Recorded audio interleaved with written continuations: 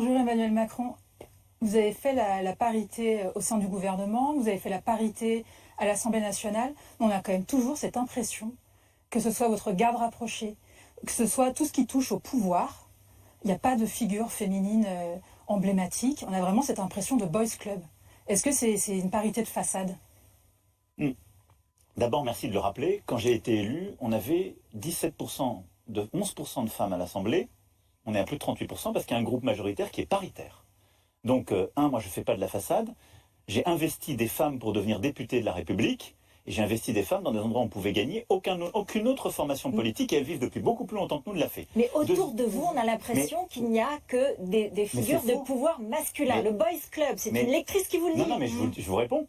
Donc, premièrement, je dis on l'a fait vraiment. L'Assemblée nationale, pardon, mais les députés de la République, c'est pas rien. Deuxième point, gouvernement paritaire, mais aussi aux fonctions clés. En ce moment, nous sommes dans une situation de guerre. Dans les conseils de défense que je mène, Florence Parly, qui m'accompagne depuis le début du quinquennat, après Madame Goulard qui était là dans les premiers mois, elle est là. C'est une femme ministre de la Défense. Oui, vous avez quand même, je suis désolée, 80% des directeurs de cabinet sont des hommes. Les cabinets essaient d'être paritaires, ils ne sont pas totalement paritaires, c'est tout à fait vrai. 80%. Après, c'est la liberté de chaque ministre de nommer ses parités. Moi-même, j'ai un cabinet à l'Élysée qui n'est pas tout à fait paritaire, même si on a veillé à améliorer les choses. Mais enfin, on a une constitution. Et dans cette constitution, on voit bien qui prend les décisions et qui les prend autour du président de la République. Et moi, j'assume d'avoir mis des femmes à des responsabilités éminentes. Et donc, il n'y a pas de club dans la République. Moi, je ne fonctionne pas en club.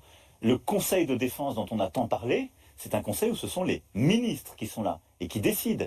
J'ai, pendant longtemps, dans le quinquennat, une secrétaire générale de la Défense nationale qui était une femme et qui est maintenant secrétaire générale du gouvernement, qui est le premier poste de notre administration. Deux dernières questions. Ça, pardon, mais ce sont des preuves réelles. Quand la ministre de la Défense, la secrétaire générale du gouvernement sont des femmes, ça vous montre bien que ce n'est pas simplement pour, quelque sorte, la galerie.